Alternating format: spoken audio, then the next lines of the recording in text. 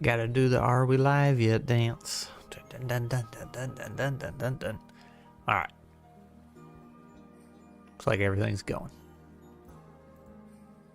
And there's Twice Dead. I am glad you're here, Twice Dead, because I have a question for you, or there is something I wanted to show you, but I don't remember what it is. I'm hoping I will figure it out along the way.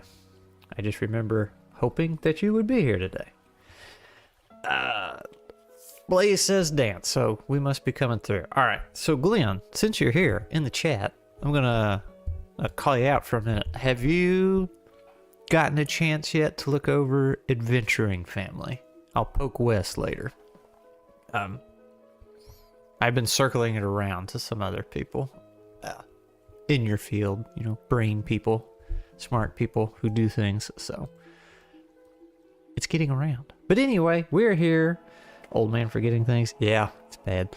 We are here today to talk about Moss and Stone, not Adventuring Family. That's another movie, another video for another day. Live and direct. Good stuff. Okay. So, I'm kind of hesitant to say that today's gonna be short, because every time I do that, it ends up being almost a whole 2 hours anyway. But I am just gonna do kind of a recap of how the first playtest went, and then a couple things I noticed. The good news is nothing broke immediately, so that was good. And then there's a couple other things I'm going to point out, kind of some channel stuff too as we get into this, but it is just kind of a recap. We're not going to be developing anything today, though. I will go ahead and pose the question, because I was working on another one shot. It was going to be a caravan escort, which I'll talk a little bit if I remember. What would these critters use for horses? I'm thinking big bugs, since we've decided bugs come in all sizes, and we even have a spider rider. So I guess some kind of bug, but if you guys have something else that's interesting, turtles be a very slow armored caravan, but that could be cool. So that's something to think about. Hey, there's Whispering Wisp. Let's see. You did look at it. Very cool, very cool. I also have a colleague. All right, cool. I am a little off topic here, but I am excited to give that some exposure because it sounds very, very cool. And considering I have counselors and therapists in my inner circle here that can check it out, all the better, right? So I think it's a very cool project, what he's doing. Now, I am actually going to make myself a little bigger so y'all can see my handsome face. I even shaved for y'all today because we're not really going to be designing anything. So,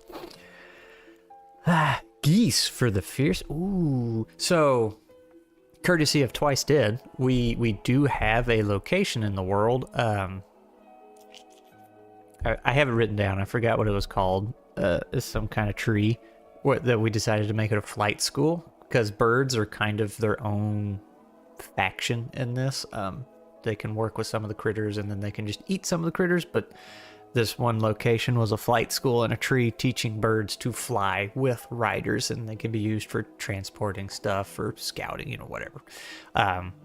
Teaching the birds to ride, to have a rider, and then teaching others to how to ride the birds. So that's cool. Lizards. Ooh. Because see, the bugs are kind of not intelligent the way we're playing it. They are the animals of this animal world. I wonder if lizards could also be that. I was kind of leaning towards lizards being like critters, in the sense that they're, you know, bipedal or whatever and running around. They could be bandits or citizens or whatever. So I don't know. Nice Komodo dragon mount. That'd be cool. So anyway, let's talk about the one shot. Lizard riders and the dragon rider. Ooh. You know, the Hollow Tongue Hunter was a snake killer originally. So, for that very reason too.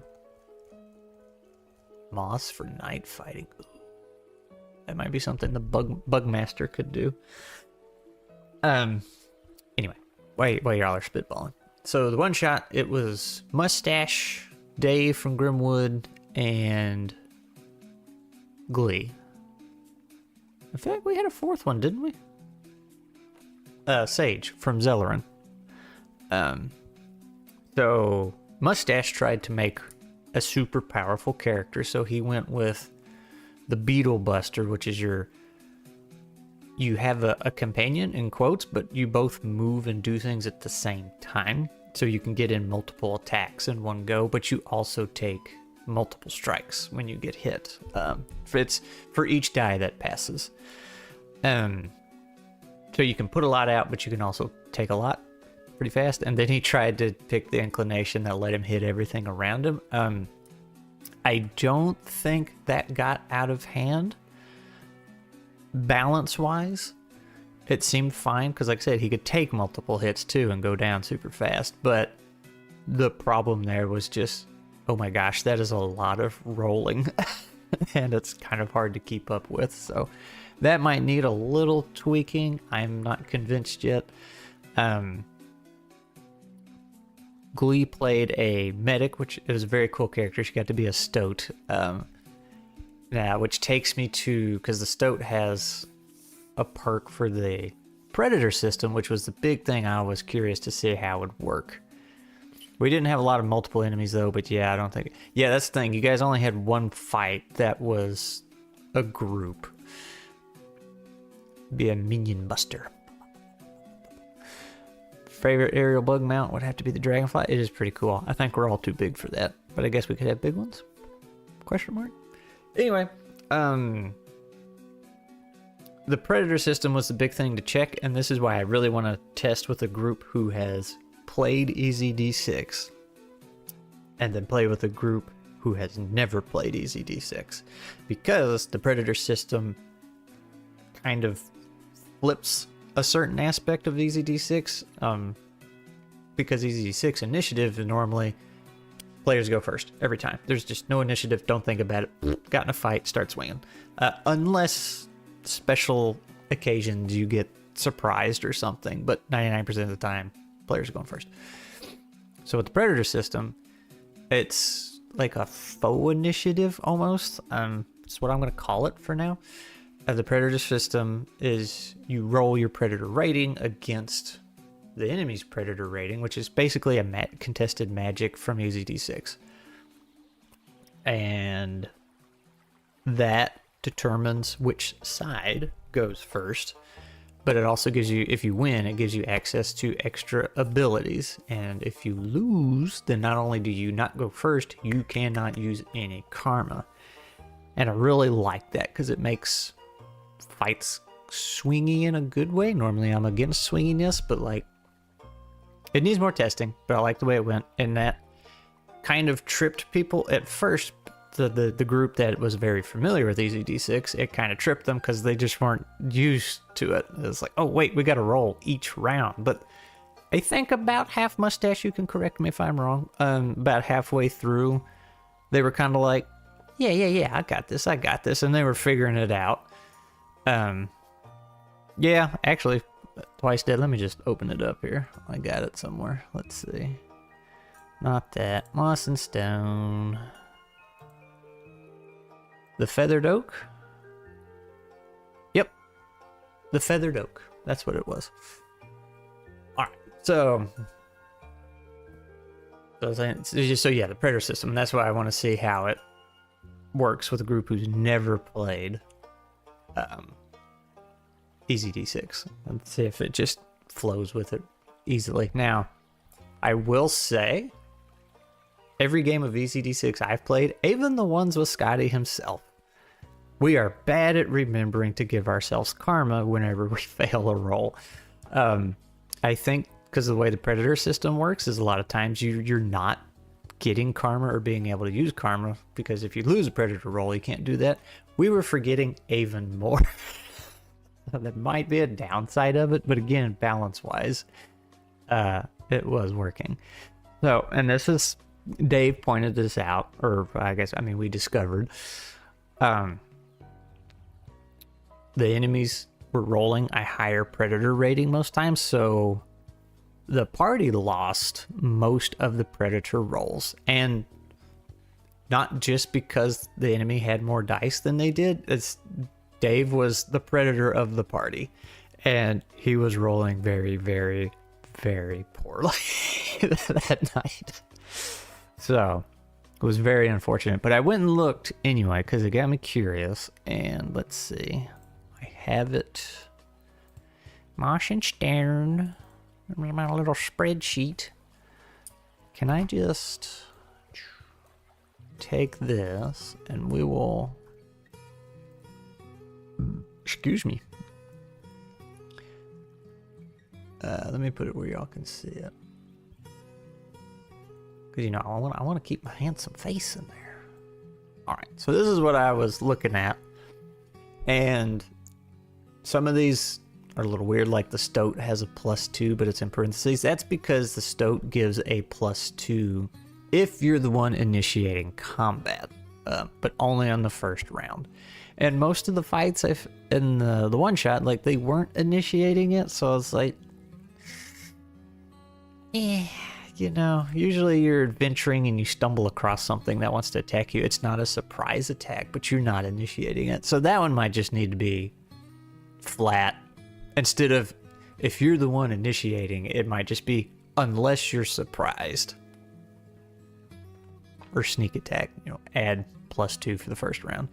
And then the Hollow Tongue Hunter has one in parentheses because if he's fighting hollow tongues, he gets an extra. But otherwise, it's just one. So I was surprised to see that the average was so low. But at the same time, I agree with where they're at. Like the warrior, I might swap shield bearer and barbarian because it makes more sense. And the shield bearer might get a benefit when they lose the predator roll to something. But anyway, you know, 2 to 3 for the warrior classes. And then the student and priest and corrupted priest get 2 based off their education. Like they, instead of being overcome with fear, they're like, no, wait, I can process this logically. Whereas it makes sense for the healer classes to not have anything. Except for the witch doctor, which gets 3, which I think is awesome. And then the bug guys, I'm fine with them not getting anything because bugs are kind of seen as food. So hanging out with a bug, it's not going to be too scary, except for the spider rider, which I think he's also supposed to get 2 when he's mounted. He's supposed to have 2. But that also balances them out too, because having a companion gives you a lot. And then the species, the badger's the only thing that gives you an additional one, minus Stoat's little war dance. And then there's only 1 inclination to give you 1 more. So the lowest you can have is 1d6, and then the highest you can have is you can pick shield bearer, witch doctor, the badger, and then the inclination, which would give you 5d6. But like you really have to spec into that, right? 3, 4, 5, yeah, and then, or you could have 5 constantly, or 6 every first round if you pick the stoat. Yeah, Whispering Wisp, that's the war dance. Let's see, let me catch up on chat. A centipede, oh, that'd be cool. A centipede caravan, oh, I like that. We didn't have multiple, I could see it be a mini mustard, though my favorite aerial bug mount would be a dragonfly, heavy on the dragon. It wasn't that bad, it was an even divide, just the one person rolling it though, I think. Yeah, I like the place, that sounds like having an end of round check sheet for the GM might be beneficial. Maybe. All right. So yeah, mustache. That was something Dave brought up, having because the predator roll is determined by whoever has the highest rating, and that is the one you use for the entire team. So you're not just everybody rolling. Dave said he felt a little weird always being the one to roll each round and determine the party's initiative, whereas Glee was like, no, I think that's cool because that makes you the party face. So what I'm just going to do is just put a line in the manual that says you guys can alternate rolling should you so desire, but always use the highest rating of the party. You know, it's just whatever you want to do. So that's fine. Now, when I was making this list, one thing I considered, and this is a question for y'all, instead of the predator rating being driven by the job so much, I thought about reversing it with the species, whereas the species really drive your predator rating and the jobs just give a little boost here and there. So like, let's just say these are 1 across the board.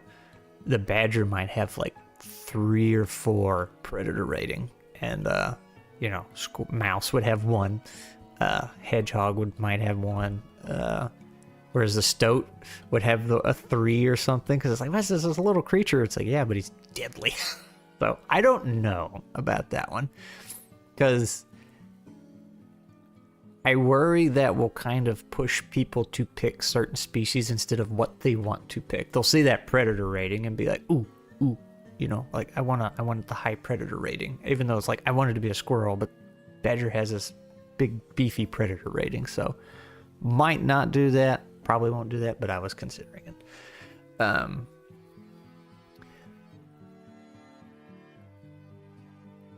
And so yeah, I was thinking, you know, I can just lower the bad guys. I just gave them too much predator dice. Like that's fine. That's an easy fix. But I'm wondering, it's like, if there's some tweakage here I could do to give everybody a little more, but I think it's okay. It's only 1 playtest, but those were some things that I saw. The predator system was the big thing, and like I said, they were losing a fair amount of the rolls, so they didn't get to use a lot of the abilities.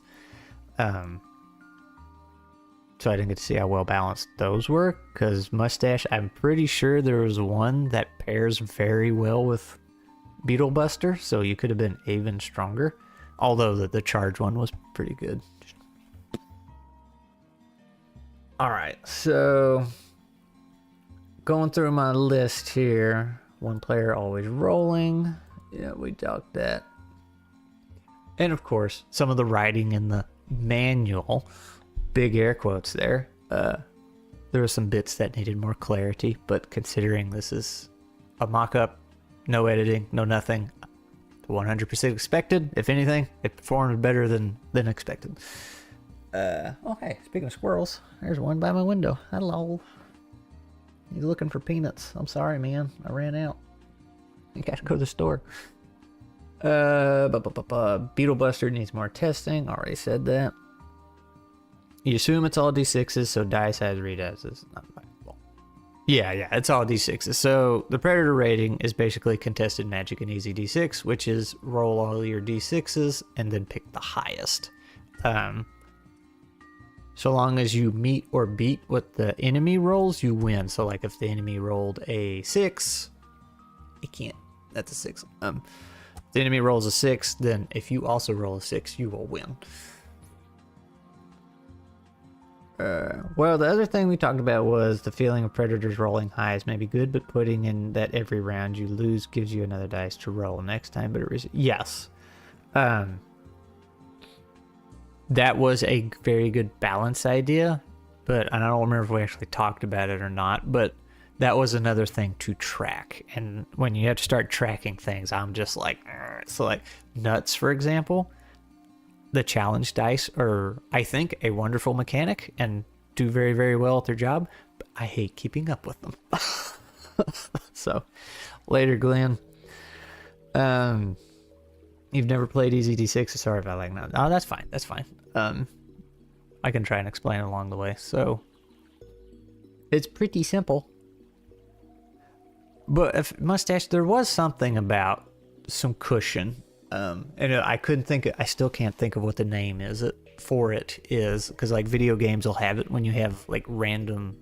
Some video games will have it. It's a grace something. I feel like. So if you like. Let's say every mission you beat, you get a chest with random loot. If you have so many, each poor roll you get accrues or adds a point to this grace thingy. And then when it hits a certain value, it forces a good drop on your loot roll. So something like that. That could be cool if it's easy to keep up with. But you also got to think about the theme of this too. So it's like, okay, as the prey is wearing down, Are they getting more intense, and then you just add +1 to their predator rating each round? Is that because they're freaking out and becoming more fearsome or whatever? That would be an easy one to keep up with, is just add 1 die. But like, if you have a team of healers, why are they becoming more predatorial? If that's even a word, I don't know. So, coming up with a mechanic is one thing, giving it flavor is another.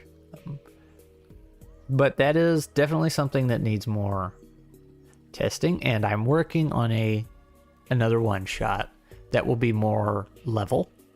See, like, you guys started off fighting a big snake, and then a bunch of weird worm things, and then you fought big monsters in this one. Except, so, but like the stove, which is such a weird thing to say, the stove that you fought, it was only 2d6, and Dave still lost the roll, and he was rolling 3d6. So, it just, you know, what can you do?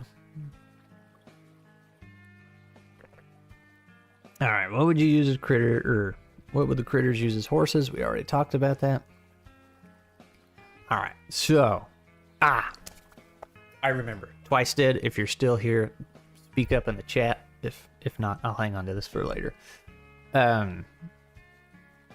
So I got, there's 3 one-shots I want to make. There's the one that we did, the temple, which is, by the way, the kind of one-shot, the only kind of one-shot I have ever made in all my TTRPG playing. I just make Zelda temples, basically. Here's a dungeon, go in, it's got some traps, it's got some bad guys, here's a boss, done. Never really done anything else other than that, so I got there's one shot. Actually, the other 2 one-shots I'm going to do are kind of outside my norm. One is a caravan escort, but it's got a lot of narrative complications. I might be making it too complicated. I don't, the story writer in me's coming out. And then another one is where we go to the Twice Dead swamp and have to deal with the owl, and it's going to be all foggy and spooky, so that'll be fun. Let's see. Could an adrenaline mechanic be viable? The longer the combat, the more amped up, the herbivores get, and the highly motivated predators slowly gas out. Ooh. Fight or flight might be better. Yeah. Well, they're not herbivores by any means, but I get what you're saying. Matter of fact, the stoat, I think, eats everything on the roster. Which is hilarious because they're so small. You're here. Okay. Good to know. So, let's talking about the one-shots and things I got that I want to make. So, we're mid-November right now, and then there's Thanksgiving holidays coming up, so scheduling things is going to be kind of hard, which seems like no big deal. We got December, but I don't know why I held up 2 fingers. But the infamous Krieg that I have mentioned many a time in my videos and live streams, he's got family over the world. I think his wife was from Singapore. I don't know. But anyway, his wife and the kiddos are going over to the other side of the world to visit extended family. That means he's got a lot of free time in December. So we've been working behind the scenes, and we got some games we want to play. And Twice Dead, this is why I wanted you around. I told him the most important one that he had to run was Dolmenwood. So that is on, not the schedule because we haven't set a time yet, but we are, that is a goal. And another one, I just got to show you a picture of this one because it's so silly. Let's see. This one we're scheduling right now because it's a very simple, silly game, and there's nothing to it. It's very easy for him to prep. Whereas the Dolmenwood game, he wants to create a proper adventure and set it up right. So this is right now we're looking at December 6th. So I don't. It's dinosaurs in space. It's fighting the big evil. It's great. It's gonna be silly. And the other one is Land of Eam. Now, we had a much longer list, like the Electrum Archive, which I have played before, and it was very, very fun. I would love to do that one again. Break is another one he wanted to do. Anemon, I think, was another one. But I picked Cosmosaurs because silly, Dolmen Wood because twice dead, and then Land of Eam because I just saw the name floating around a lot and it sounded cool. So those are the 3 we have on our radar that we're going to try and do in December. Sweet. Some fairy tale. Yep. We're finally going to play it. So technically I have played it once before. I just don't remember anything about it. So anyway, Cosmosaurs, December 6th, maybe. That's what we're looking at. It's going to be me, Wes, Zaxania, and a friend of Krig's. That's who the other one is. I barely know him. But gonna need players for Dolmen Wood and Land of Eam. Just throwing that out there. So that's the big announcement, I guess. Things to look forward to because I've talked about Krig so much. And we're finally gonna get to experience him. Let's see. Well, did that one. That was kind of it. So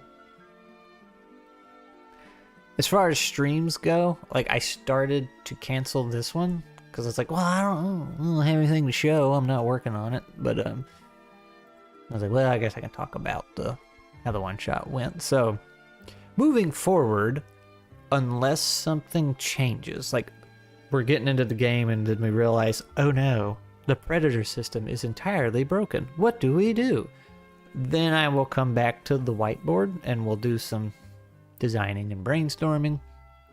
But if nothing fundamentally breaks like that, if it's just like, okay, this perk is too strong, or this one's just silly, this doesn't work, little things need tweaking, no stream, because that would be a little boring. It's just little tweaks to adjust and then try again.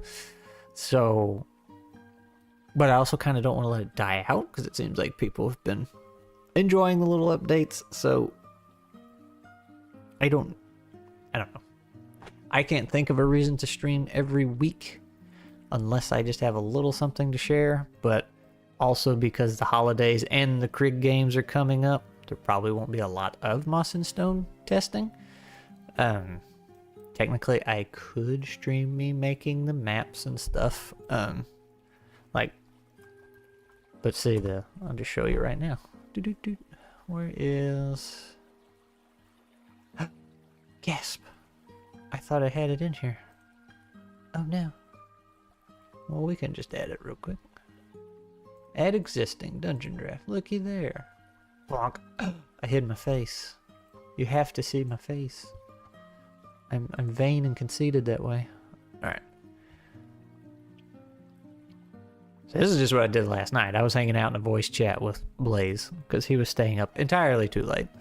And I was yelling at him, telling him to go to bed. So the players will start here in the caravan, one shot. Give you a little sneak peek. They'll be here, and there's a few carts. I don't know how many carts yet, but the big thing is that one of them is full of medicine. And this is the story part I'm still trying to figure out. One of them is full of medicine. You could not sleep. One of the carts is full of medicine, and you start off in kind of a small town. And the players get to make their characters, except one has to pick the town's healer. And they can be the healer, moss medic, or combat medic. They can pick any 3 class. They just have to be one of those, and they're the town healer. And they think this is kind of suspicious that the town requesting these supplies have such a high demand for medicine. They're like, that can't be right. So it's like, that character's gonna go with the medicine to see what's going on. Let's keep that in the back of your noodle.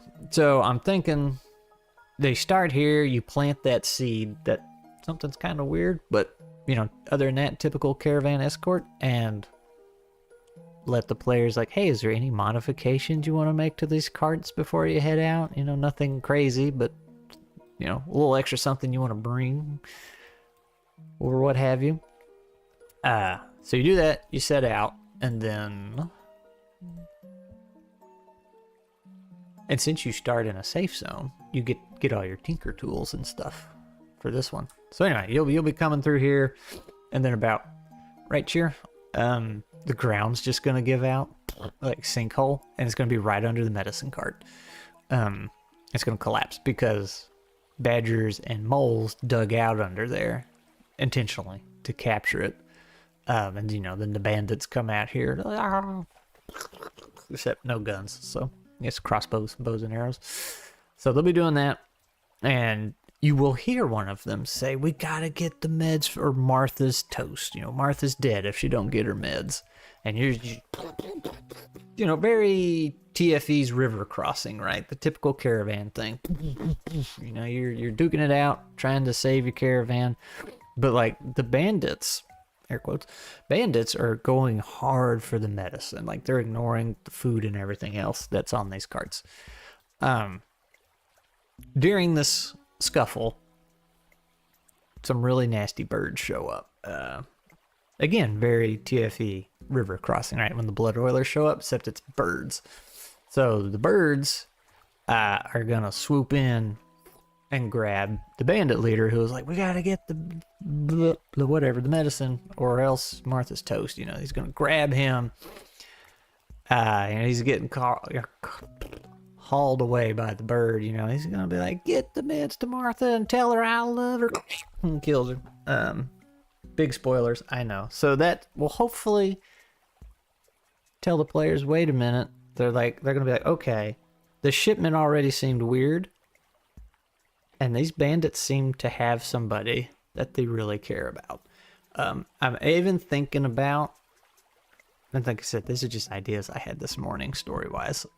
The bandits will have a knight with them, fighting for them, which will raise a lot of red flags or questions. Hello, cat. Can you all see Crash? Not really. It's kind of hard to see. So the players could be like, wait. So, well, for one, we got birds above us. Maybe we don't do this here, but like, what's going on? And then if they go with the bandits to help heal whoever Martha is, they will learn that their entire water supply, are we the baddies? Very much the question. Yep. They will learn that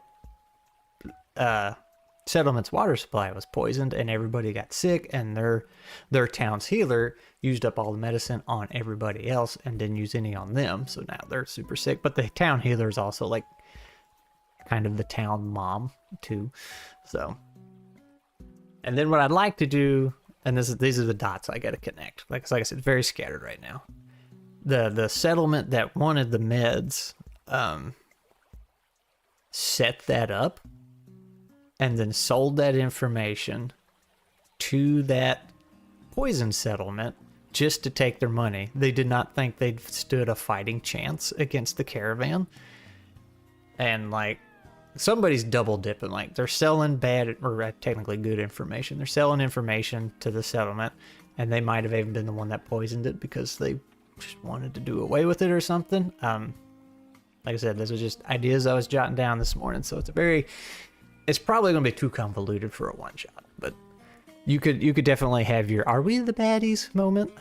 What's up, swords and stones? So really, it's just going to be like one map, or I guess two maps, kind of. So that'll give you some social checks and stuff to do. So, and the reason I'm forcing somebody into the healer role is that person will have to be the one that makes a decision, like whether, like, oh, do we heal the bandits? Do we help them? You know, they'll be inclined to make a decision there. There's a mine under the, ooh, that's a good idea. Like there's a resource they have or something that they're not willing to trade, and there's some kind of whatever tycoon. Because remember we talked about tier 1, 2, and 3 settlements, whereas tier 3 were very highly developed settlements. Like they're really, really nice, really fancy, got all the good stuff. So all this medicine that you're transporting is coming from like a tier 2, maybe a 1, and going to a tier 3. So that just raises questions immediately. Lore wise, not by the players. So it's like, why are we getting the meds? So maybe Maybe it wasn't the water that was poisoned. It was something else that poisoned everybody there, and somebody in this would be more like a campaign. It's too much for a one shot, but like somebody brought that poison back to the tier 3 settlement by accident, or they caught it while they were there or whatever, and they need those. They actually do need some of those supplies. Maybe that's something special, but yeah, why those guys in the tier 3 settlement have the same poison as the ones in this badger and mole place that got wiped out? You onto something, Whisper and Wisp. Because there's not really money in this world. Everybody's just kind of scavenging. Natural resources and a tier 1 are a target on the video. Ooh. Yeah.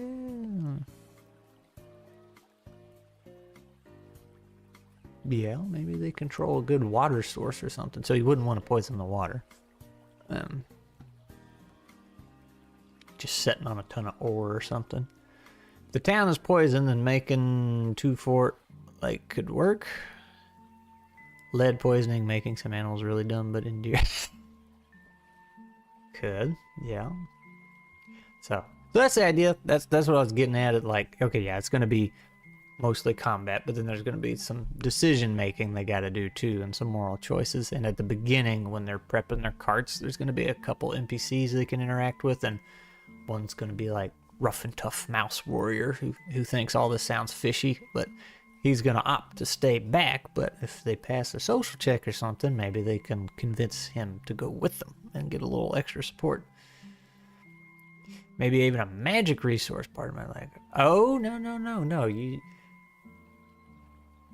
maybe, so there's not really much magic in this world. There is, but it's locked in stones, which are called whisper stones. So maybe under that settlement is a rumor of several whisper stones, and people at the tier 3 settlement want to get their hands on that for, of course, nefarious purposes. That'd be interesting. So no hollow tongue fight in this one is the big thing. It will be, the birds will be the big predator of this fight, but should you win the predator roll, you'll still get your karma, whereas when you fight hollow tongues, which Whispering Wisp are the big baddies in this one. If you've been following TFE, they're very similar to the Blood Oilers in that regard, like the monster that you want to avoid. But they negate all your karma use, regardless of the predator roll outcome. So I think that'll be cool. It's an interesting little plot. Like I said, plotting for a campaign is one thing, but trying to put much of a plot into a one-shot, I'm not very good at, especially when the one-shot really needs to be about 2 hours. It's like, okay, that's usually just Zelda temple, traps, monsters, boss. Let's go. I don't know. It might be too much. I'll see how much usually the way I go is have an idea, let it just grow. And it's like, okay, that's all I can give it. And then start trimming it. So basically let the bush grow wild and then just cut it to the shape you want. So we'll see. You say like one place you could cut is the bird fight. You could just cut out that entire complication if that's soaking up too much time, or have the bird show up immediately instead of, it's like, all right, well, let's do a couple rounds, blah blah blah blah blah. So there's ways to squish it in there. A silence effect almost. Now that said, the other one shot I want to do will be much more horror based, because that'll be in the Twice Dead swamp with the very spooky owl, and it's gonna be way too foggy to see. There's probably there'll be something in there they need, which I don't know what, but I do have another spooky place.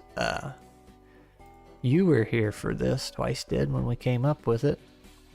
What was it? The Stone Wastes. Right, it's basically just sand and a bunch of stones, and like, so Whispering Wisp, for context, whisper stones you can hear whispering, kind of mostly in your head.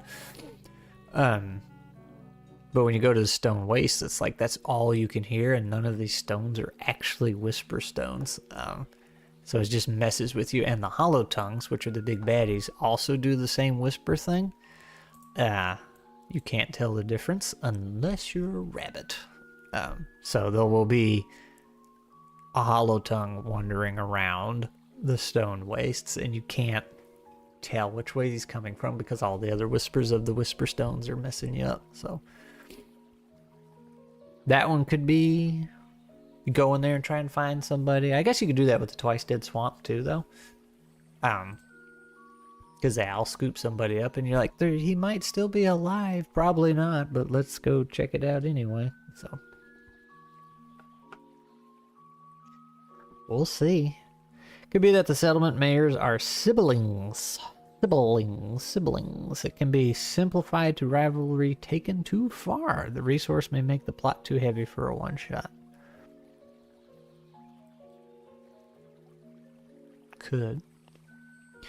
Now, I believe it was Twice Dead that also had the one idea. I'm telling you, he's made most of this game, right? So he had the idea that there was like a mole underground settlement. Might have been badgers too. I got it written down. But they're like mushroom plantations. They're just riddled with food.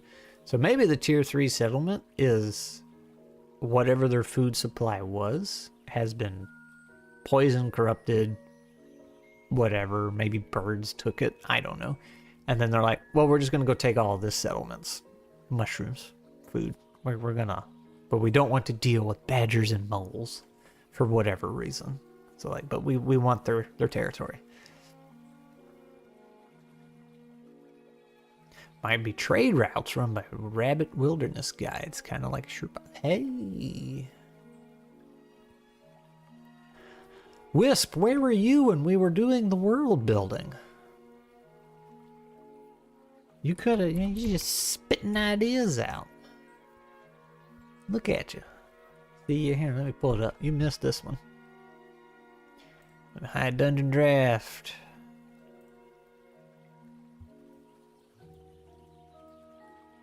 Yeah, see, you missed all this stuff. We were world building. It was a good time. It was a good time. Ah! Give me too much credit, Scrat. You had a lot of ideas, though. Like, a lot of the Whisper Stones, which are the scrolls in EZD6, like, you came up with a lot of those.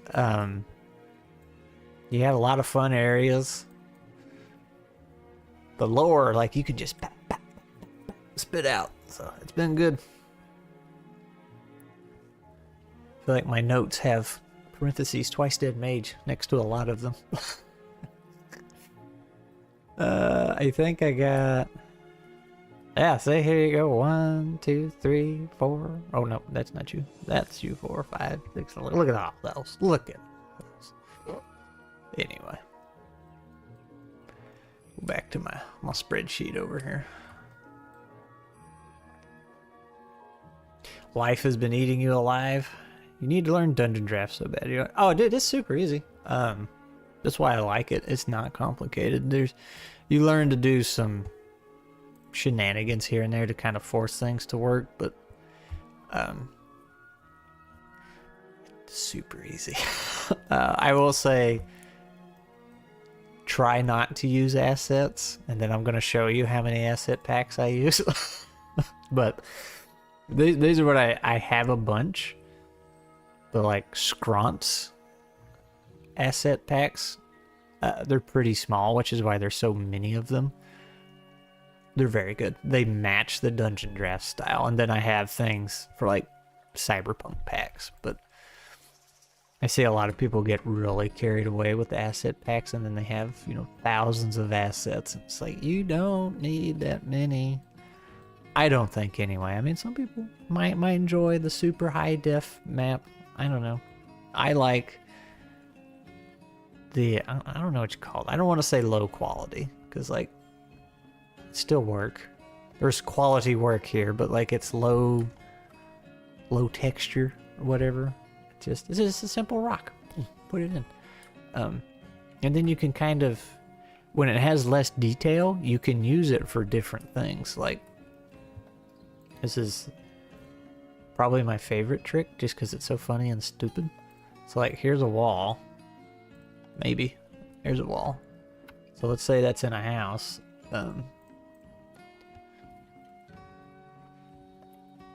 I have done this many of times.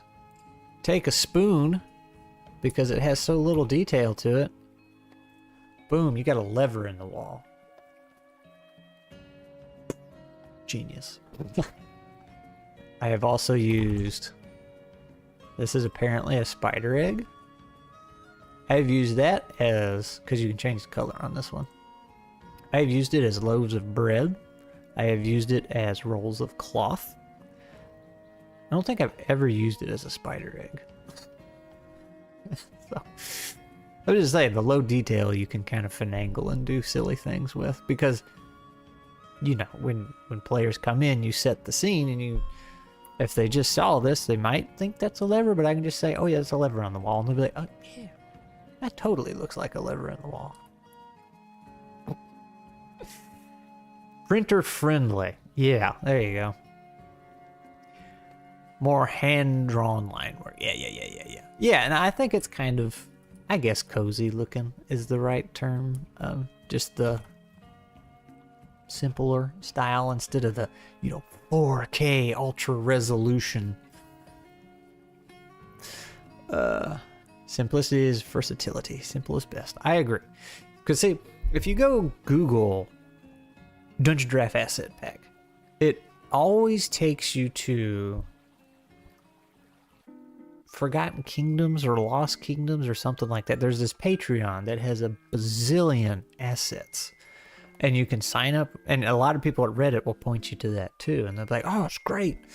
And some people will say it matches the Dungeon Draft assets. It does not match at all, because the Lost, Forgotten, whatever Kingdoms asset pack is ridiculously high resolution. Like, it's very detailed. It goes for the,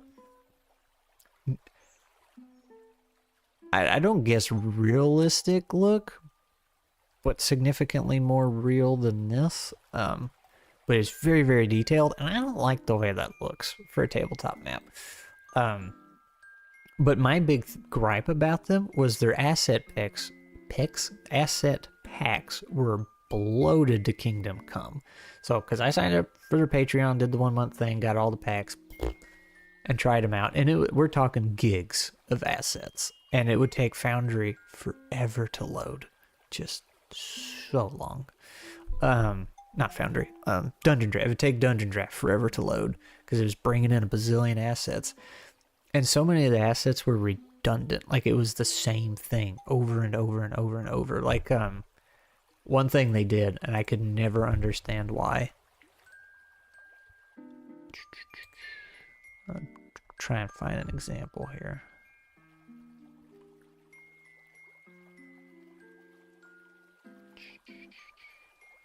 What's a good example? As I scroll through a million assets talking bad about them. Let's say these guys right here, all these little packages, crates, what are they? Parcel, excuse me. I can color those. You will see all these things change colors. That asset pack that I'm complaining about, they would have these parcels. They'd have them in there like 10 times as different colors that you couldn't change. It's just like the exact same asset, but different colors already set. Because some assets you can't change. You have to do that. Like all these. Well, honestly, not all those. These guys right here. See, if I change the color, only this little pot is changing. See. But they'll have so many assets with different colors predetermined that you can't change. And then they'll have all the exact same assets set up where you can just change the color. So it's like, why did you put 200 assets in there that nobody needed, when I can just change the color on the other ones? Things like that. It drove me nuts. You have used alchemy before, so I definitely... Is alchemy the 3D one? Like, let the little rooms pop up. Bloop, bloop, bloop, bloop. That's what I'm thinking of. It looked fun. It's a lot, sometimes too much. That sounds bloated. It was very bloated. And like I said, it would take 10 plus minutes for Dungeon Draft to load because there's just so many assets. And I think I've heard that they have since reduced that. Like, they've broken up the asset packs into smaller bundles. So, you know, now there's like 100 different asset packs or something you can grab. It's like, all right, well, that's still a lot. You know, I don't need 300 different fantasy medieval treasure chests. So I don't know. They're making money off of it, so they're gonna keep doing it. What you gotta do? What was that? I need to make sure I called the right thing here. Dungeon Draft Asset Pack. Yeah, just Google it like I said. 2-minute tabletop's a good one. Forgotten Adventures?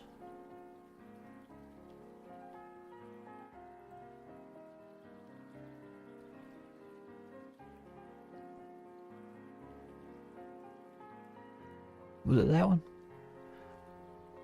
I don't think that was it. But it has the word forgotten in it. Let's try this.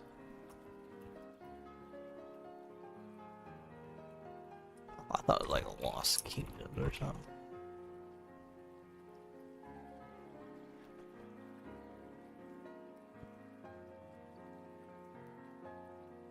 Forgotten it? Yeah. It must have been it. It's all different looking now. Excuse me.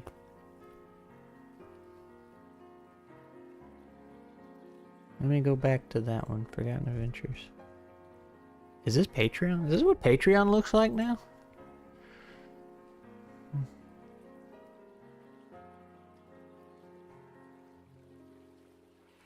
Made a 2-page infinite one-shot. The files are sometimes unwieldy. Hey Squirrel, I'm a super fresh game master and my friends are interested but new to ttrpgs. Oh, we can always. They make life hard by saying I just want to learn one system. What do I do? What do I do? Also nice map. Well, thank you. It's a cozy little forest, isn't it? Yeah. All right, this is much more interesting than what I was getting into. Super fresh game master. My friends are interested but new. I just want to learn one system. Well, so here's the thing. I'll bet money on this. If you start with a simple system, they won't want to learn just one system. They'll want to try another one. So, all my books are way over there. Afros. I think easy D6. Yeah, if you want to get into fantasy, let's start there. If fantasy is the route you want to go, easy D6 is very good system. It's easy. It's in the name. My only hesitance there is that the current manual is a little confusing in a couple spots, which has been acknowledged. Like there is a rewrite in the works, I think. It does. There are some kind of things that are just kind of assumed and left out, which can be kind of hard to navigate. But it's pretty straightforward. It's just throwing some d6s. It can be a little swingy. If you want something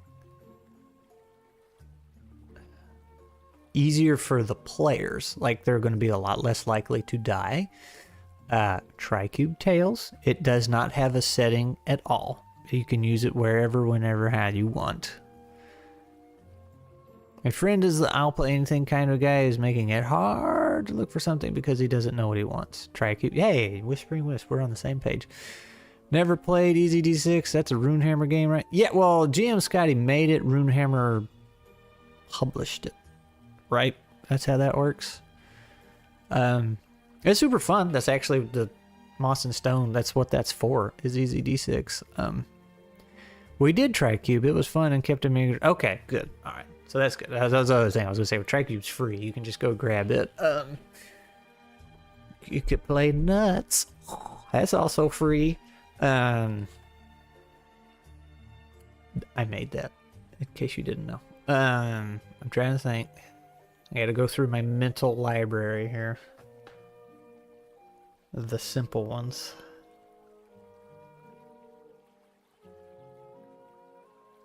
I would say if they like TriCube, that's good. Easy D6 shouldn't be too big a shift for them if they did TriCube. Easy D6 has its own karma system in it that might throw them for a little bit of a loop because they're used to it working one way, whereas it works another way in this one. Index card RPG. I'll have to look at it. Yeah. See, Index card was made by Mr. Runehammer. His name, I forget. I think that one's a little more on the complicated side compared to Easy D6. I can't remember. It's been so long since I played it. And I was just kind of told what to do. I just showed up and they're like, yeah, man, do this. The biggest problem I found is that nothing has the same support as D&D. Like, so when you say support, do you just mean people making a ton of stuff for it? Troika! I haven't played that one. Because it has all those adventure modules, so I can have pre-made adventure. In case you like science fantasy, I've been impressed with the expanding context for Shadow. Yeah! Shadow Dark's been getting a ton of stuff. As far as content goes, people making stuff. Yeah, Shadow Dark's it's growing, man. Kelsey knocked that one out of the park. I need to play it. I kind of poo-pooed on it when it first came out. I was like, D&D. So, you know how I am when something gets big and popular. It may be, but Shadow Dark does look cool. I was reading the rules recently. Maybe, but it's much simpler D20 system compared to D&D. Yeah, for sure. D&D's got way too much going on, in my opinion. Which I was gonna say, if you're talking about support as people, as far as support meaning people making stuff for it, I feel like that comes from a place because, and this isn't me picking on it, it's just what I've noticed. People make a ton of stuff for D&D because D&D doesn't work very well as it is. So people who don't want to learn a new system try to fix that one, which results in making stuff. But if you're talking about like the company in itself making a bunch of modules, yeah, well, they have the budget to do that. If you want pre-made stuff, again, Easy D6 has a book of quests you can buy, or a book of mini quests, something like that. But they're not going to be like a D&D module. Here's some plot points, here's some things happening and some characters, go. And then you got to fill in the blanks. That's just D&D, but for confused crocodile people. I don't know what it is. When something gets big and popular, I'm just like, yeah, I don't want nothing to do with it. So, that's probably why my channel is dying. Maybe Black Sword Hack or Black Hack. I know the latter has a decent number of setting books floating out there. Let me just pop open my library here. Let's see. ttrpgs.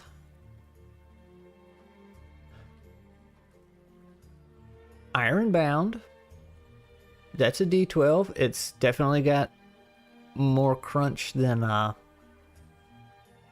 who'd-you-call-it? TriCube, but it's better than D&D. It's a lot better than D&D. Y'all keep listing these games I haven't played yet. Making me look bad.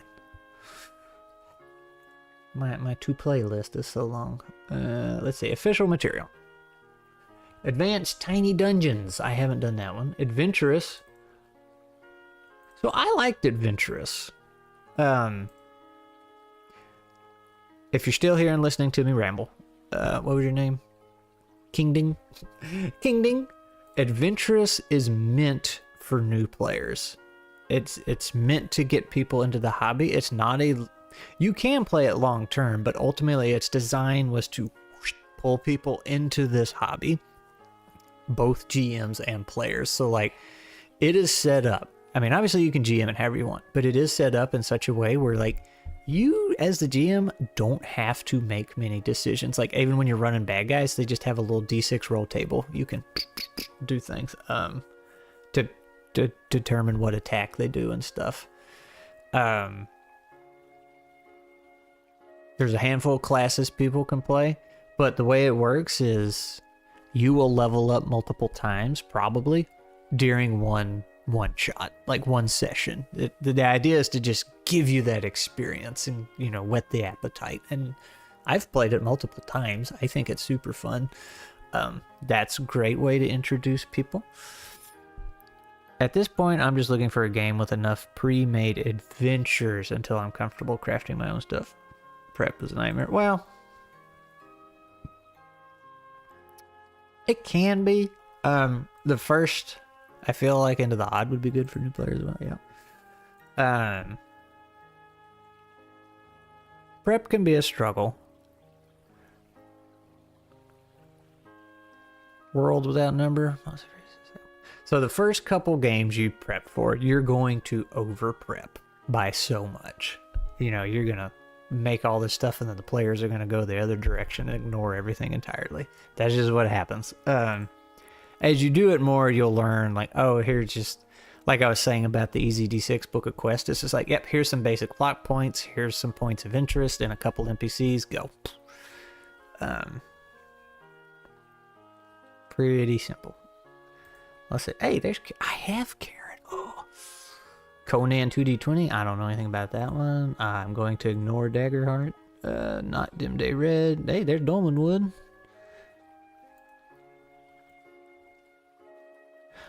Here's another fun one. I've only played by myself. Heroes of Cerulean. I think it's free on itch.io. You're basically playing a Zelda game. You go into it with video game logic. So like if you fall off in the pit, you take a hit and you respawn back up on land. So. Hey, there's Glenn back. Black Hack is supposed to be compatible with Old Adventures D&D. Cool. Stoked for tonight. I'm running my place test set. What are you testing out? No Limelight Productions.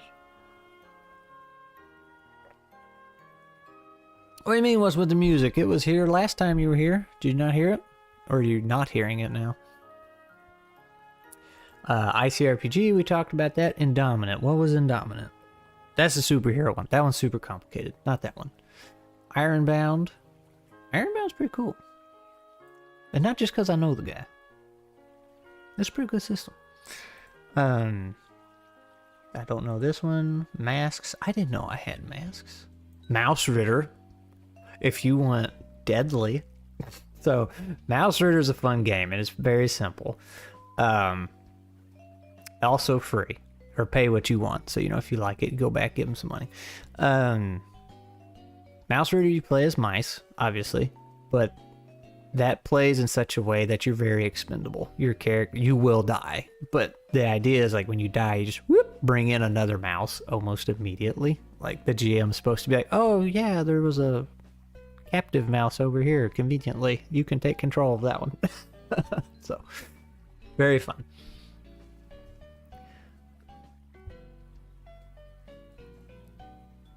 Let's see. A game called Prosperon, a bio-cyberpunk. I still haven't played a cyberpunk TTRPG. I keep wanting to.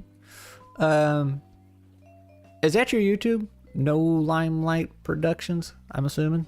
You'll be live on that. I'm gonna have to swing by and check that out. It's different. Yeah, it is different, Glenn. I was wondering if Blaze was going to chime in. What is your opinion on Ishenical World Shapers? Dramatic pause. If you want a ton of crunch, World Shapers has you covered. Let's see. Blaze, we were talking about you at Planar Crossroads, and we decided World Shapers is crunchy up front for a smooth finish. So it's a very crunchy character creation process, but playing it is less than D&D, probably. Nuts is a cool game, not just because I know the guy. Yeah. We're going to load him up with games, man. Mouse Ritter, how did I forget about? Yeah, Mouse Ritter. Maybe Bastion Land. Don't know that one because it can guide you through note-based prep. Science fiction and cyberpunk is my favorite genre. Won't be live, but will be okay, that's cool. That's even better. Then I won't feel bad about missing it. CRISPR gone wild. If you are down for some edginess, then the whole Bork family can work with you. Oh, did you join the Discord? The Squirrel Land? Is Cold Noodles you? Is that you? King Ding? Are you creating your own game, Squirrel? Yes and no. I already did it. I'm now making a playset for Easy D6, which is what we've been, that's what these streams have been, is developing Moss and Stone for Easy D6. But I made Nuts. It's just a PDF floating in my drive right now that I share with folks. I should put a link in the chat, I guess. I want to make a Kickstarter for Nuts. Actually, here's some of the this is actually some artwork for Nuts. It's a silly little game. It's fun. I've played it a lot. People seem to enjoy it, so I'm gonna go through the Kickstarter process, try and, raise what money I can. But the ultimate goal is it will be free forever. I just would like to cover art costs and a layout because I made it in PowerPoint. So obviously probably need something better than that. So. I've been leaning against Uber Crunch, but Shanacon was a lot of fun to play, I have to admit, and your website supports me. Yeah. So if you're down for Crunch, World Shaper's great because the whole thing's free and it's its own wiki. Your channel seems super chill. I try to make it chill, though my next video might ruffle a few feathers. We'll see.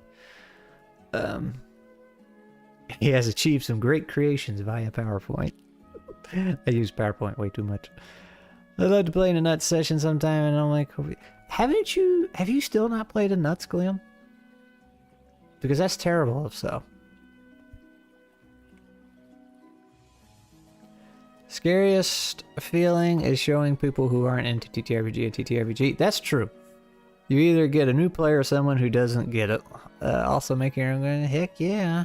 I got quoted 3,000 grand for a layout and a few pieces of art, but by a very good layout designer. Just can't afford it at the moment. So for a layout, that depends on the size of your book. Like that would be a lot for mine. Because it's like 40 pages. So... but if a few pieces of art, depending on what the art was, that might actually be a really good deal. It just varies so wildly. The crunch is optional. You can just stick with beginner options if you want to keep it simple. No, you still... Okay, alright, Glenn. We gotta get you in a Nuts game. There's some stuff, some additional Nuts stuff I want to try out and test, so...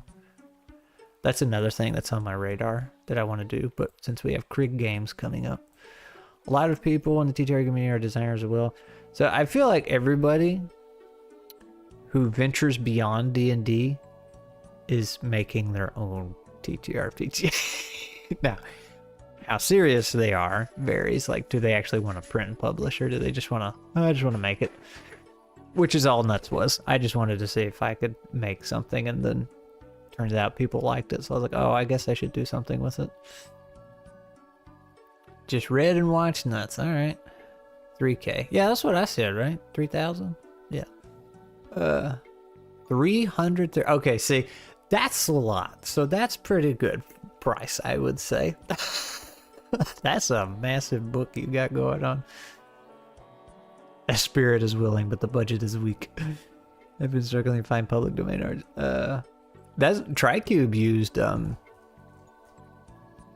what do you call that? It's like semi-stock art. It's not stock art you can just go use for free, but it's like stock art somebody makes and sells, and you can buy stupidly cheap per project.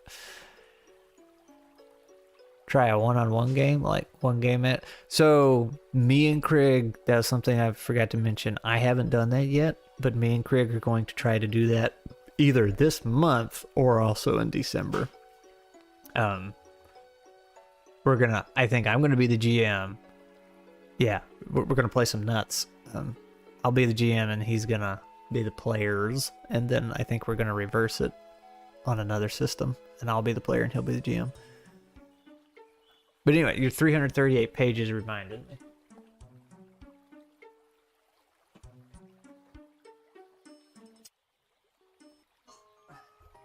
This big old thing I got recently. I don't know anything about it. Mythcraft. It's a big old book, man. It's so. Let's see, where's the? It's got a lot in there, man. Too much for me, but maybe that's what your book's gonna look like. Tell us how it goes. Well, King Ding, I'll stream it. Like, it's gonna be streamed for y'all to watch, and all of its blunder. Let's see. I'm just gonna bring this over here since we're just chilling. License packs, yeah, something like that. That's what Mr. Zadmar from Tricube Tales does for all his stuff. I got a little doodilly going. What are you guys doing that? Fighting?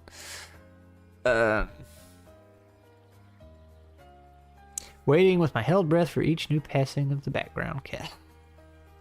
Well, here, he's right here.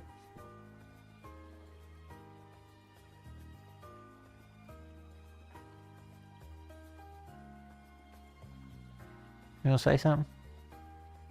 No. Alright, you can go. Let's see.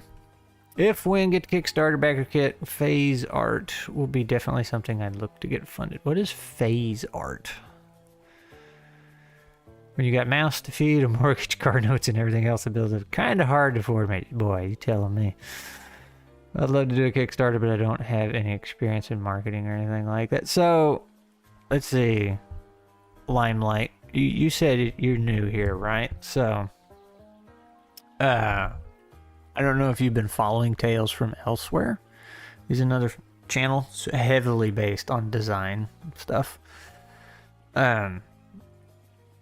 He just recently did a Kickstarter and got funded, and he's going eventually, I don't know when he's going to do it, but he said he plans on doing a pretty in-depth video about his Kickstarter process and, like, you know, how much views, traffic he got from one source versus another. So keep an eye out for that. In regards to art, honestly, it's one of the things that tempted me to game master. I get to draw my own monsters. Oh, you cheater, you can do your own art. I made one boss monster for my friend to fight. It was a druidic abomination. So here, let me show you my GMing art.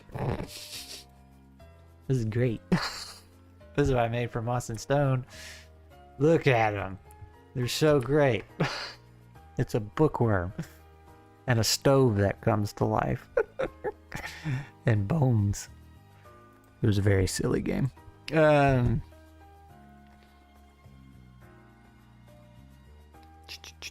was I? P.S. I've done some further massifications for Clever Cool Crazy. We'll showcase that in the Dungeon and Dyslexia live play tomorrow. Neat. So we've talked about this before, Glenn. I like your Clever Cool Crazy game, but like it confuses me. But by the end of the game, I'm like, oh, that's how it works. That's so simple. But why was it so hard to grasp? It's fun though. I like it. I think, you know, as you get it tested and revised, you'll figure out how to simplify definitions, and then it'll just click, because it is pretty straightforward. Yes, first timer. My name is Jay, and I'm a ttrpg-aholic. Well, welcome to the group. And some sword and sorcery based and loosely inspired by the ancient Middle East. Ooh. Kickstarting phase. Okay, I got you. The art is peak. It's something. And I drew it here in an Excalibur too. It's not what this program's made for. Is your game available? So if you guys, and this is for you too, King Dang. Let me go get it. Let me go get, because Nuts is, like I said, it's just chilling out in a Google Drive folder. Let me make sure. This might be short a change. Disruption removes all unnever dash your roll no matter how many dice you throw it while the odds reduce. No, I think that's up to date.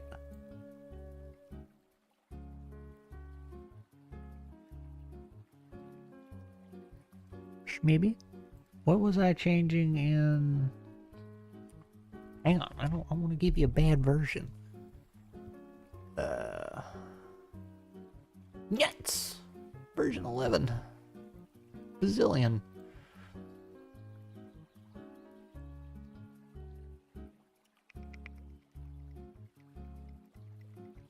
I don't remember what I was changing. Nothing major, for sure.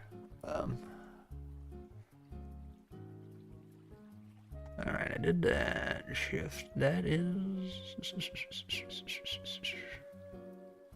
Oh, let's see. Let me hop back here.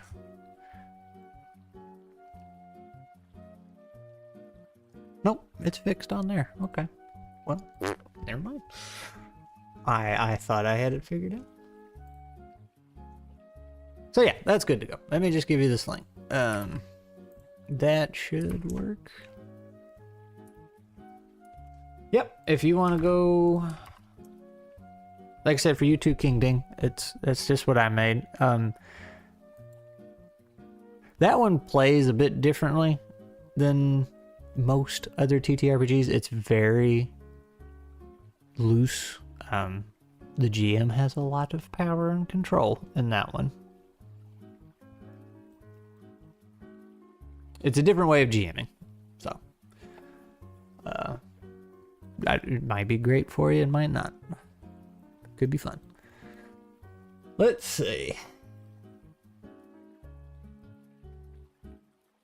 Everyone has at least one cheat skill. Mine is programming for my website, and yours is just experience as a writer. Yeah, well, it's definitely not experience as a drawer, artist. But yes, I do have the writing experience. Scrat is a clever, cool, crazy vet. Yeah, man. This is what peak TTRPG looks like. But you've also been totally exhausted most sessions. Where is that? You made some macros for it in Roll20. Oh, shoot, look at you go. Oh, look at you. King Ding. Your artist definitely has a certain something about it. Oh yeah, you'll see my other art in Nuts. My stick figures. Nuts 11. Yeah, wow. Technically it's more than 11, but this one I just started counting. You hadn't seen the optional options? Yeah, when we get together... Well, you haven't played, so that doesn't make sense. I was going to say, when normally we get together and play, I'll share a document that has just what you need instead of all the stuff.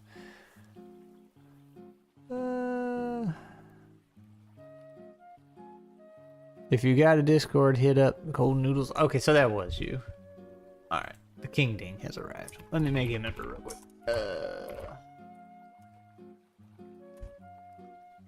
There you go. Very cool. Making things happen. So. There's Person Dude Pal's monthly chat message. Glad you could make it, and now you're going to bed. Man, it's early. Is it nap? Well, it's nap time. I'll allow it. I'll allow it.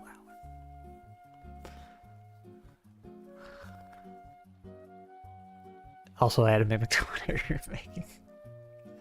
You know, I do need a mimic in this world from Moss and Stone. A Whisperstone mimic. That'd be scary. So I think we got King Ding covered. You work night shift. This is very late for me. P.S. You did inspire me to actually make a real-world document for rules. Well, what do you mean a real-world document? Is that not what you had been using? Alright. Sounds and looks like we got King Ding covered. Plenty of suggestions. I didn't even make it a fourth or halfway through my list, I don't think. Outgunned is one I want to play. I haven't. Rogue Octopus Escapes. That's a very silly one.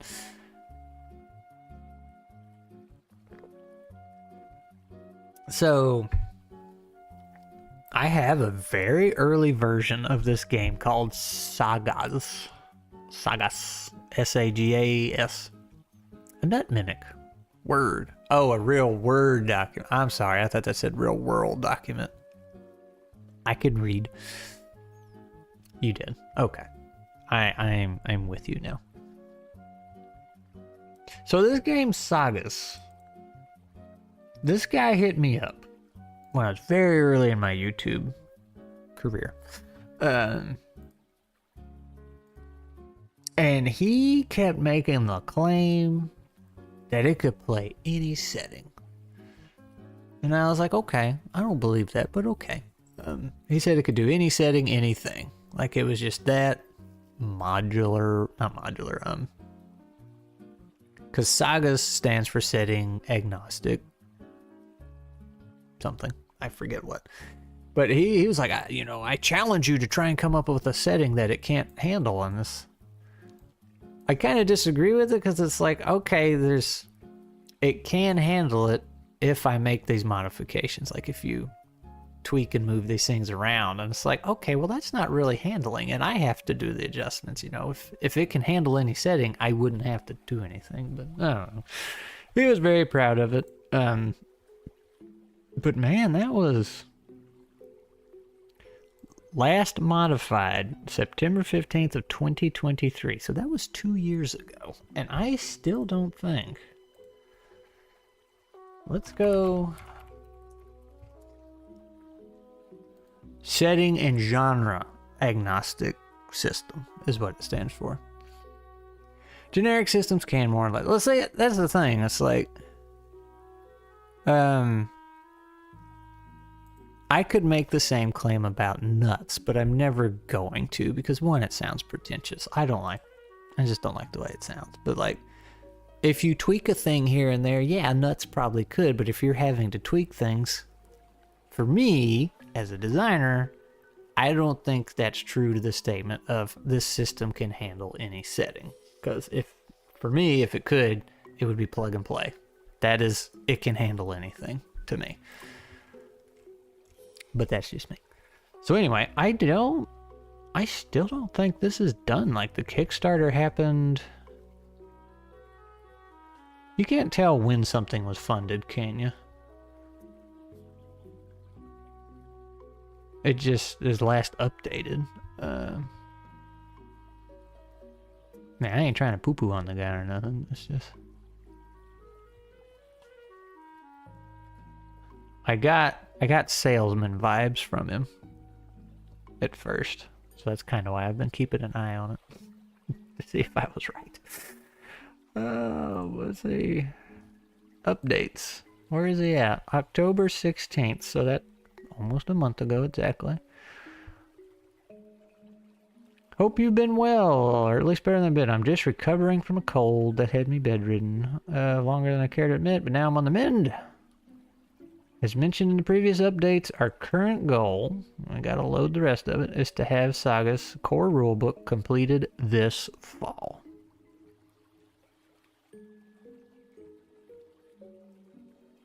That is still the goal. Don't worry, I know Sagas has had its fair share of setbacks and bumps in the road, largely due to my inexperience in project management on this scale, but we remain as passionate as ever to see the V1.0 completed and printed.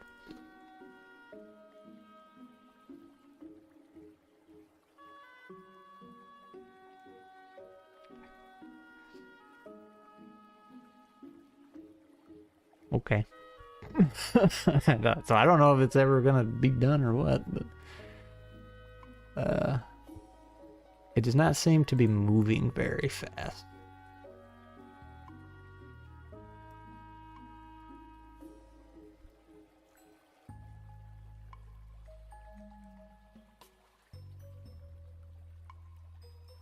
Oh man, there's somebody that backed at $200. All right, anyway, I'm going down a rabbit hole.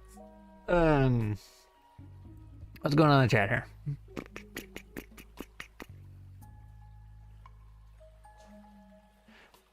What game is this? What did I miss something, Lamelight? Believe Clever Cool Crazy could theoretically handle any genre as plug and play. I actually try to encourage creators to use the tools in the core systems and do everything though. And that's kind of how it is with Nuts. It's like I'm giving you building blocks, but they work as is. But like if you want to move the blocks, the way I've pictured is, you know those Lego kits you can get that build 3 different things? That's Nuts. It has 3 different game modes you can play with the rules as is. They do a couple minor tweaks each game mode, but like, hey, there's 3 fully fleshed out game modes. But just like the Lego, you have the individual blocks, so you can make whatever you want. You don't have to come up with a whole new concept. You can just rearrange these pieces and make something completely new. Problem with generic systems like Cypher is that it's less like a system and more like a game engine. You can have to make everything from scratch. Exactly, King Ding. And I actually, when I started making Nuts, it was a fantasy game because I thought generic systems were a cheap way to go, but then I wanted to make it a fantasy game that lets you do what you want in a fantasy setting. Because like I wanted that freedom because I was coming from 5e and was like, I hate this game. So as I started making things more free, then I was just like, well, can I just keep going and make it more free so it works in any setting, works in multiple settings? So that's how I ended up there. But I will say, making a generic's not the right word, a settings agnostic system is easier in some ways than a setting specific one. It can be a very lazy way to go too if you're just, doing whatever, but then it can also end up being more work depending on how you do it. There's your controversial statement for the stream. Sounds like it may have become a My Baby game. Those never get finished. Yeah, I don't know. I haven't. Okay, my cat's getting into stuff. Wait. Cats. It's I mean, he admits it was his first project, but like when you read his posts and kind of see what he's doing, like he hired a social media person or a PR person or whatever. It's like, dude, you're one guy making, like, no offense, you're just making a little ttrpg. This is not some big Wizards of the Coast competitor. It's like, what are you doing? It's very corporate-y feeling.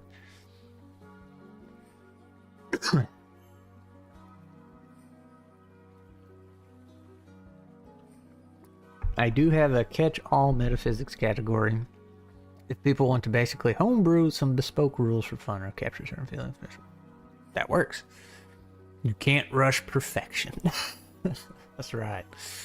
I agree with you. Nuts does seem to have that capacity, and the 3 levels of play is a nice approach. There's Dave from Grimwood. I was promoting Ironbound earlier. You owe me money. Oh, I shouldn't have said that on stream. My bad. Clever, Cool, Crazy started out as me playing with what I wanted a game engine to accomplish, and then a home system for flexible sessions and grew digital. So actually, let me go back a couple messages. I think it was King Ding said it feels more like an engine or something like that. I would say the setting agnostic / generic systems should be more like a game engine, because then you can do it more like stuff, whereas the cheaper ones that are lazy, like I was talking about, those are the ones that don't function like a game engine, or just, no, here's generic rules. I don't know if that makes any sense at all. Is it? I've been avoiding agnostic design because I thought a tight-knit set of ideas on the game would help design. I've been working on my fantasy portfolio. So, see, that's the thing with it's... I'm struggling to explain it. Like, I've talked before about how I feel about roguelite games.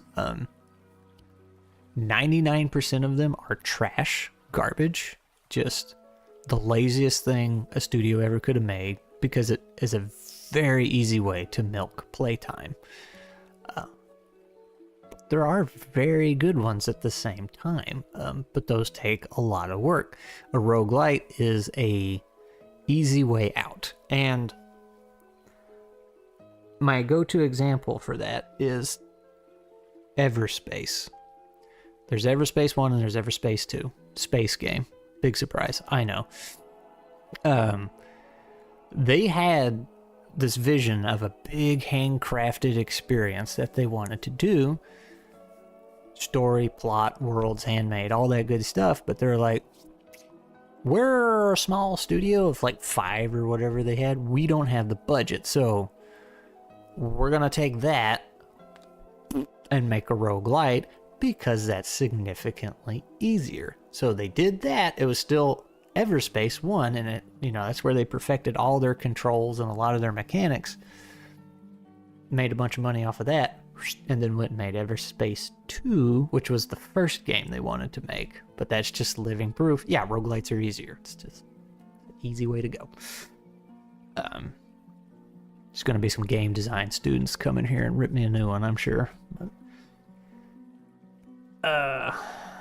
so that's kind of what I'm saying about the setting agnostic thing. Like, it can end up being a lot of work, and you can make something nice, like nuts, I would like to think, but it can also just be a very easy, quick way out, because you don't really have to adhere to anything.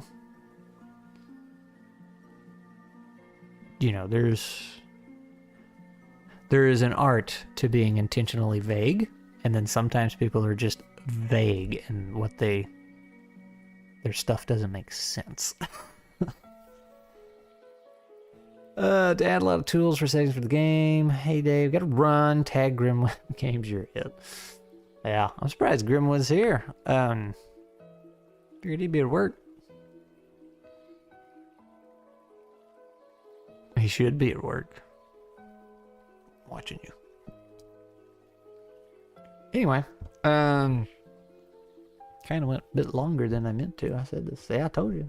I don't want to say this is going to be a short one. I'll be here for 2 hours. I will wrap it up there. We did some good today. We recapped, but the better part is we got King Ding all straightened out. Got him hooked up. You're on your lunch. Okay, that makes sense. Kind of a late lunch. It's like 2:30 for you. As a matter of fact, I see King Ding typing in the Discord. Both of the design philosophies are ways to still make a bad game. They're just design good and bad. Yeah, it's like one is not is inherently bad, the word I'm looking for. It's just the one that gets abused a lot. Like, roguelites aren't bad on their own. They're just very easy to abuse. Therefore, most roguelites are bad.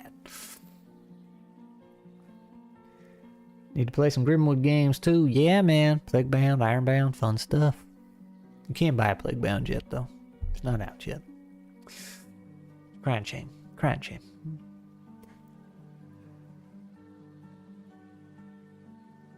Also, Glenn, you said you had to go. What are you doing still here? I'm going to wrap it up. I will see y'all. Don't bank on a stream. Let's look at the calendar. I know I just said I'm going to go, but I'm a filthy liar sometimes. Alright, so no stream next week, because I doubt I'm going to get a playtest in before then.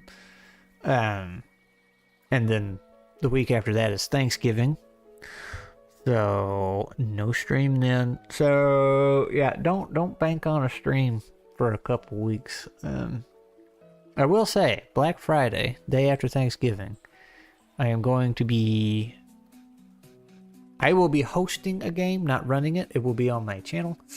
It's going to be Jorben's game from Elder Goblin Games, the Seven Delving Sims. So, it's pretty fun. I played it a little bit. So that'll be neat. He's a fun guy. We will do that. So, until then, do not count on a Moss and Stone stream from the developing standpoint, but be looking out for playtests, because I will try to stream each and every single one of those. Even if it's the same one shot getting run again, I'm gonna, have different group and all that. So, you love Elder Goblins? Oh man, I should have called him a loser. I haven't done I met him at a Gen Con, and then we've been semi-hanging out in Discord spaces after that. So, I didn't know who he was before then. I actually don't watch a lot of YouTube, despite being on it. And when I do watch YouTube, it's usually Smash Brothers tournaments. Yeah, record it, not like you. Yeah, Dave. Lesson learned there, right? See you later, Twice Dead. Yep, I'm closing the stream now, so see y'all when I see you.